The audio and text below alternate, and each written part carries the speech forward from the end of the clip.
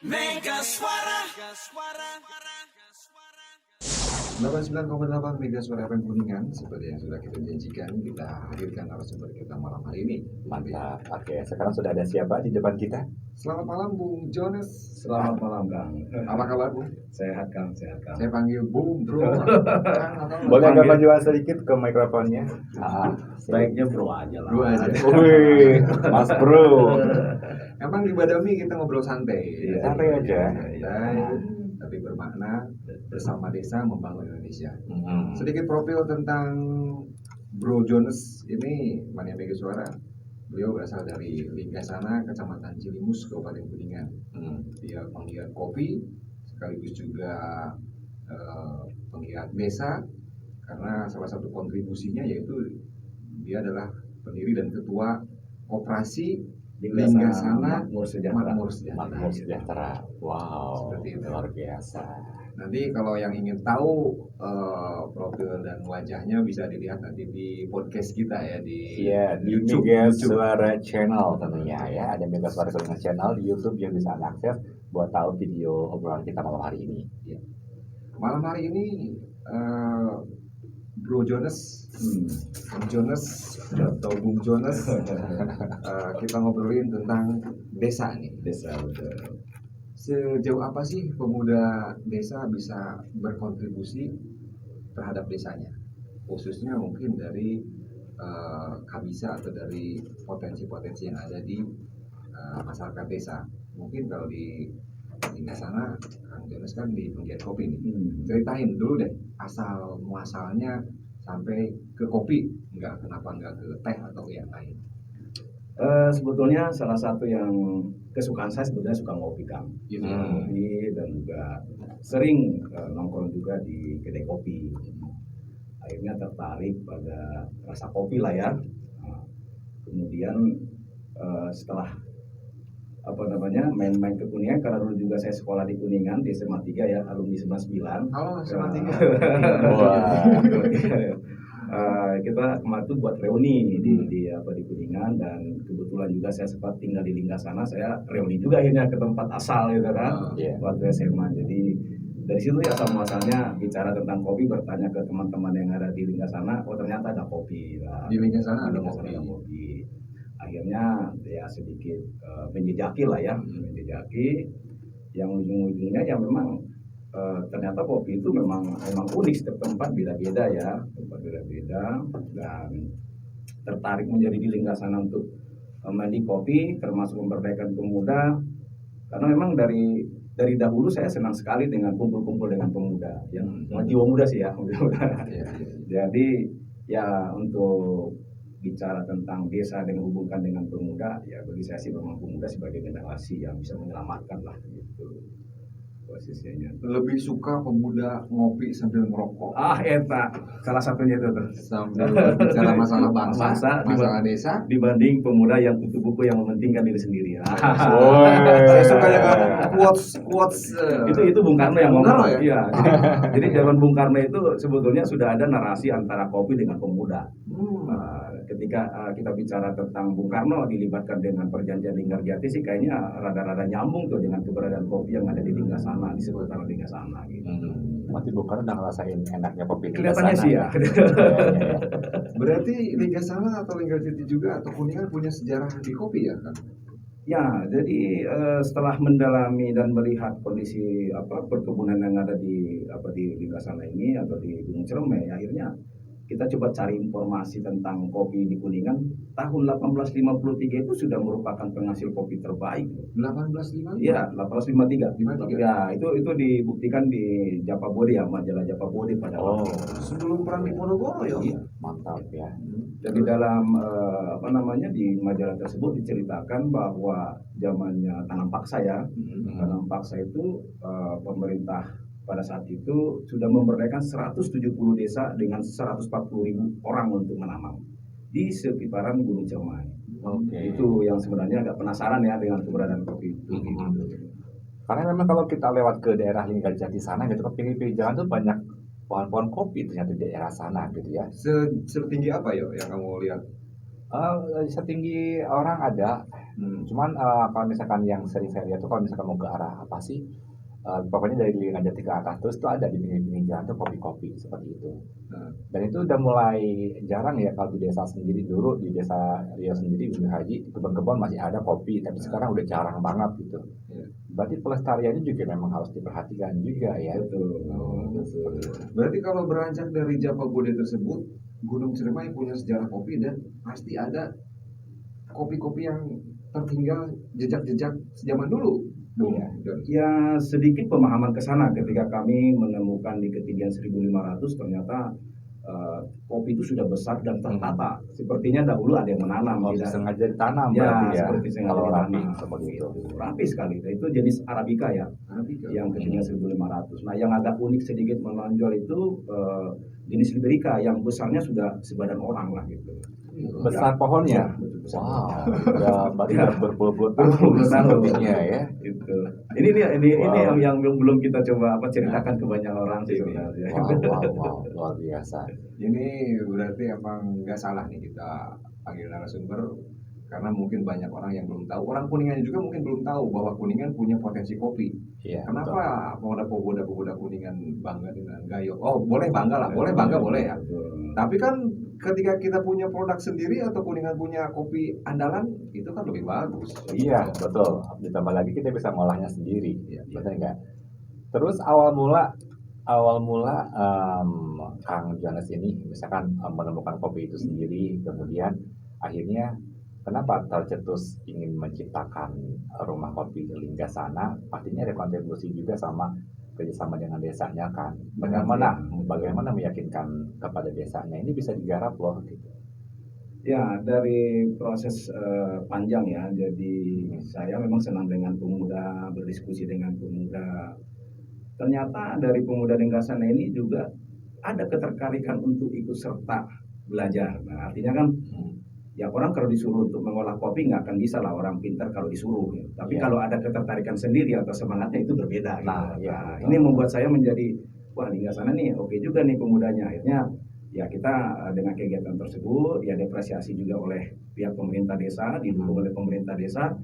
Ya termasuk kemarin juga sudah mendapatkan rekomendasi untuk permohonan biji kopi itu bisa dipetik seperti itu. Jadi awalnya memang dari ketertarikan pemuda juga gitu. Jadi memang pemuda-pemuda yang dekat pohon kopi itu juga punya genetik kopinya kayaknya. Sifat bersatunya itu ada.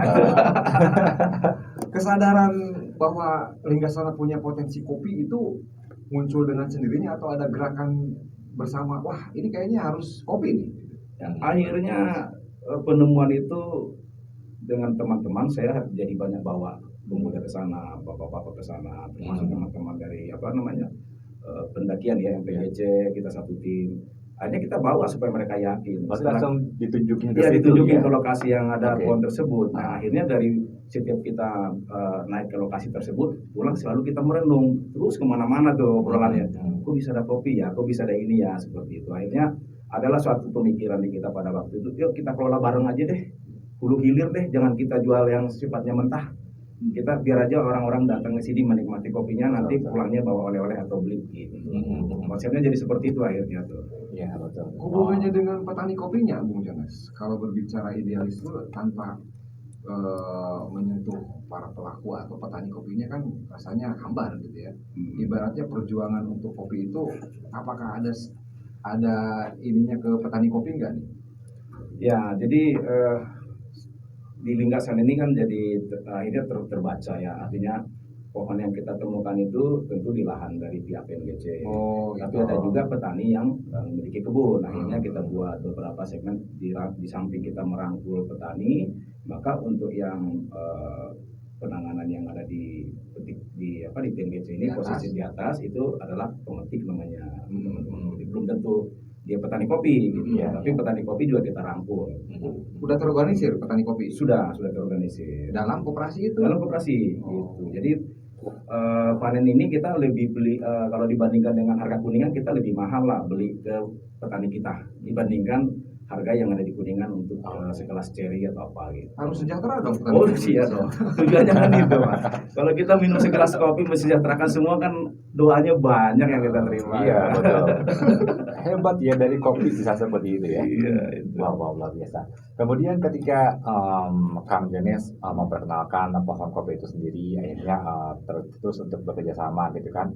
Bagaimana juga menggerakkan para petani kopi di desa Linggasana sendiri? Apakah memang dari dulunya udah ada para Biar petani satu kopi? pemikiran gitu ya. Udah ada petani kopi dari dulunya, atau karena baru dikasih tahu ada potensi kopi, mereka ada yang beralih profesi jadi petani kopi?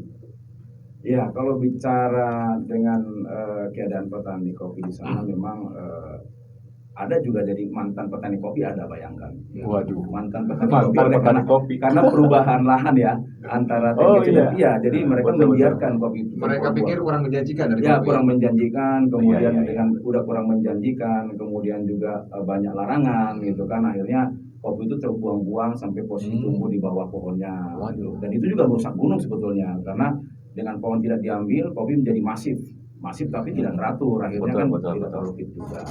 Nah, dengan kondisi ada potensi yang mereka sadari saat ini ada nilai kopi yang bisa kita proses bersama, mereka ingin kembali, ingin bisa memetik kopinya seperti itu. Ada kembali jadi mantan, jadi pengen balikan. Balik lagi. Oke, ABK. Balikan dengan. Tapi kalau berbicara mengenai dulunya, mereka berpikir mungkin kurang berharga gitu ya, Iya. karena mungkin mereka mikirnya panen, jualnya kemana? Betul. Itu mungkin mereka masih terbatas pemikiran pengolahannya kali ya. Gitu. Betul. Kemudian awal mula mengolah potensi kopi di Desa Linggasana ini, apa yang pertama kali Kang Jones lakukan dengan kopi itu? Apakah menjual dulu keluar atau langsung diolah jadi minuman di sana? Ya, awal mula saya proses awal kemarin tuh tidak mengenal petani ya, jadi sedikit berantakan. Nah, sedikit berantakan termasuk banyak yang reject atau yang nggak bagus. Nah, saya dari kesalahan tersebut saya belajar ternyata kopi kualitas itu sebetulnya bukan dari prosesnya saja, tapi dari petani, cara merawat pohonnya pun sangat mempengaruhi kualitas kopi. Nah, akhirnya dari pemikiran itu, bicara kita membantu petani dengan pengetahuan, membimbing mereka, terus memberikan pengetahuan pemuda yang benar untuk memproses. Mudah-mudahan kopi itu kita rencanakan tidak dijual secara mentah, tapi harus matang gitu. Harus matang. Gitu, ya. Jadi bisa diseduh di rumah kopi Linggasana. Bahkan program kita ke depan justru Linggasana mendapatkan hibah dari Pak Nujul ya, untuk masalah pelatihan barista. Jadi kemungkinan besar pelatihan barista akan terjadi. Ketua DPRD. Iya, betul, ya. betul. Ada keberpihakan. Keberpihakan saya kurang tahu ya, tapi yang jelas mendukung lah. Dukungan, Support, ya. dukungan. Nah, kemudian sebelum ke rumah kopi Linggasana, ketika menyadari banyak potensi kopi di Desa Linggasana, kemudian misalkan Kang Jones sendiri mungkin belum begitu tahu gitu ya bagaimana mengolah kopi dan sebagainya. Tadi di belakang kita sempat ngobrol, ada memanggil tenaga ahli gitu ya untuk memberikan informasi. Nah, apa yang dilakukan ketika memanggil tenaga ahli itu? Sebetulnya bukan memanggil nih, Kang Bebing juga waktu itu kita pameran di Jakarta ya. Oh, pameran ketemu langsung berarti ya. Kebetulan pada bulan Desember kalau nggak salah, bulan Desember ya. Ya. Kita ikut pameran dari PDI Perjuangan Pusat. Nah, kemudian di situ ketemu dengan salah satu Bu Judireti namanya, yang berikutnya saya tahu bahwa dia adalah guru besar di Unpar dan level profesor ya. Nah, saya juga agak heran kenapa dia tertarik dengan hadir ke Linggasana. Bahasa beliau sih bahwa pohon kopi di Linggasana yang jenis Liberica itu unik. Karena pada waktu di pameran itu dia bertanya, ini berapa banyak pohonnya? Saya bilang ada sekitar 200 itu di satu lokasi. Di lokasi yang lain masih ada sekitar ratusan juga, kurang lebih 300-400 lah. Dia kaget. Dan dia ingin melihat juga kondisi keadaan kopi tersebut, makanya sekitar bulan 2 sebelum Covid dia datang ke Linggasana. Nah, ketika datang ke Linggasana dia pikir saya pengusaha gitu. Tapi setelah ketemu dengan para petani dia jadi senang gitu. Akhirnya udah saya semangat nih ikut ngebimbing gitu. Akhirnya dibimbing lah kita tuh gitu. Berarti emang gini ya, rumah kopi itu adalah rumah besar terbuka untuk semua orang, ketika dari semua level atau dari semua kalangan boleh berdiskusi di sana, Kang Jones ya. Betul. Bertukar pikiran, belajar untuk membangun Indonesia, ya, khususnya dari pikiran. dari Cocok dengan Badawi. Badawi. Oh iya. Ya, memang saya suka juga tema hari ini ya. Jadi tidak mungkin terbentuk negara tanpa desa. Betul. Sama dengan tidak mungkin terbentuk satu pemerintahan tanpa masyarakat. Jadi sebenarnya masyarakat ada, pemerintah ada. Nggak mungkin pemerintah dulu ada, baru masyarakat. Jadi Iya, betul. pembangunan yang bisa menyelamatkan Indonesia secara menyeluruh ya dari desa. Dan Desa harus kuat. Harus kuat desa, udah aman juga. Dan di desa itu ada unsur pemuda dan pemuda juga harus kuat. Yes, saya berpikiran kalau pemuda senang bertani, Indonesia selamat. Nah, cocok pemuda nih tani dengan lagi ya. Gitu. Kalau senang bertani ya, bukan disuruh bertani. Iya. Senang. Berarti lebih ke dari panggilan jiwanya Iya, dulu ya. panggilan Beda jiwa. antara panggilan jiwa sama yang disuruh itu Paksa, beda betul, hasilnya. betul. Nah, kemudian ketika udah mulai tercetus, siapa nih yang pertama kali punya pikiran, ayo kita bangun rumah kopi Linggasana gitu kan. Terus siapa aja yang terlibat di dalamnya? Terus tujuannya apa sebenarnya ketika sudah nanti punya wadah rumah Koperasi kopi dulu atau Linggasana rumah itu? kopi dulu? Awalnya kita bentuk rumah kopi dulu ya, Kopi tapi dulu. tidak langsung rumah kopi pada waktu itu. Kita punya konsep bagaimana para pendaki bisa mampir di rumah kopi sambil menunggu mendaki. Oke. Nah, tetapi ada ide dari teman-teman pegiat juga pada waktu itu, ya salah satunya teman saya juga yang alumni ya, Kang Revi, berikan masukan kalau misalkan memang di sini bisa kita tampilkan seluruh proses, kenapa kita nggak sebut rumah kopi? Iya. Nah, itu ini juga arti rumah berarti kan milik kita bersama, Iya, ya kan? betul. Bercengkrama dalam sebuah ruangan yang sifatnya beda-beda karakter, tapi tujuannya sama. Jadi akhirnya rumah kopi Linggasana lah gitu. Betul. Nah, dari proses rumah kopi Linggasana ini adalah sebagai bentuk hilir dari bisnis kopinya. Nah, Oke. untuk hulunya kita coba untuk rangkul masyarakat petani, yaitu dengan menggunakan membentuk koperasi. Jadi dari itu rumah kopi tersebut Muncullah, dinamis, betul. obrolan terus berlanjut, Yes. intens, Iya, ketemulah hal-hal yang lain. hal yang lain. Jadi menambah lah ya. Menambah, membuka peluang-peluang baru, termasuk membuka koperasi juga. Iya. Akhirnya para petani bisa mengumpulkan kopinya di situ. Ya, akhirnya para petani banyak berdiskusi tentang kopi. Oke. Mungkin sedikit miris kalau kita mendengar awal bahwa mereka menjual kopi itu kering 10.000 sekilo. Aduh, keringnya ya. Iya, kering 10.000 sekilo. Tanpa mereka tahu cara memproses yang benar. Oke. Pada waktu pertama mereka memberikan hasil keringan mereka, saya lihat itu keringannya sudah berjamur.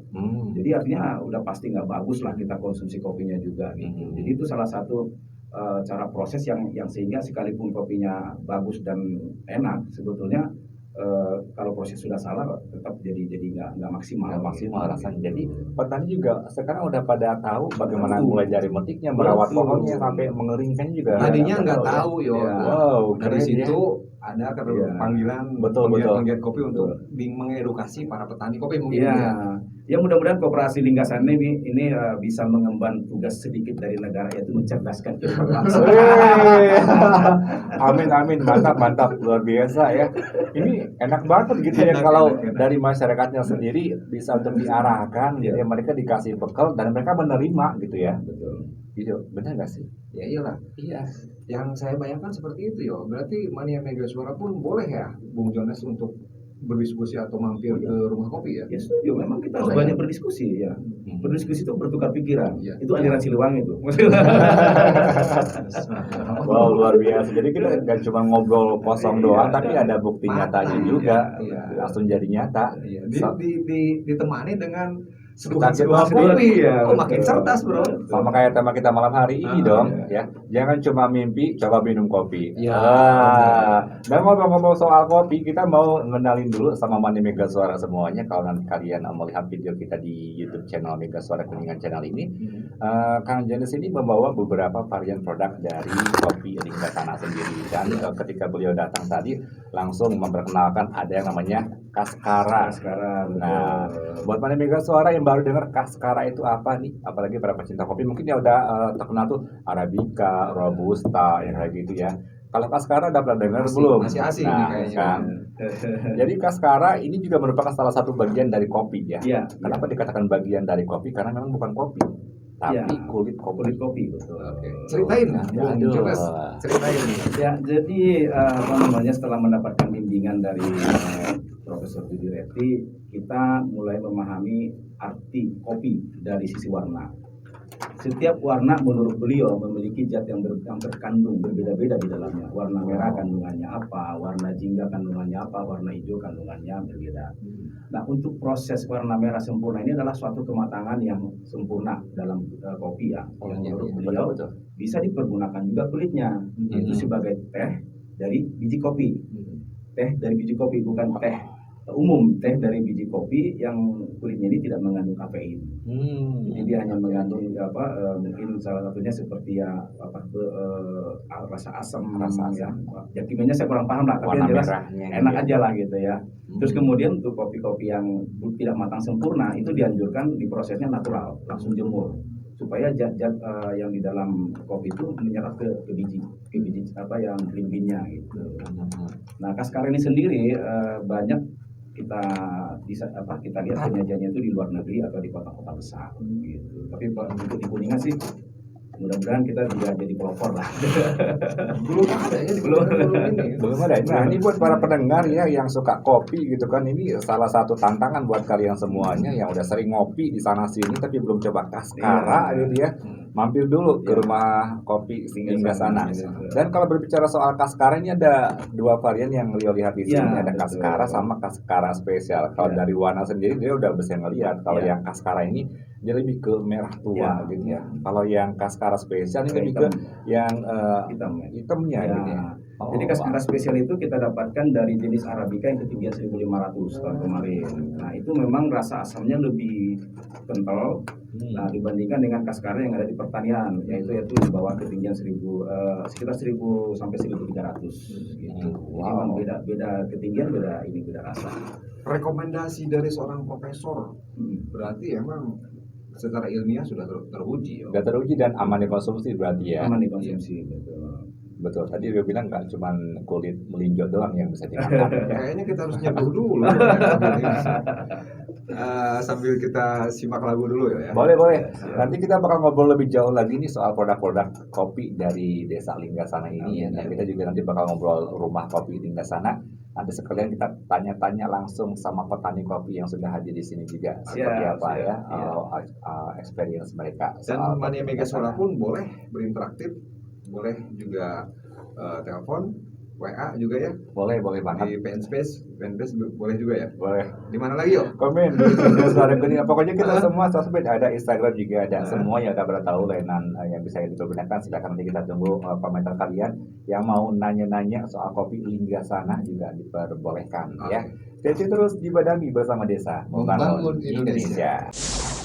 Radio Network Mega Suara.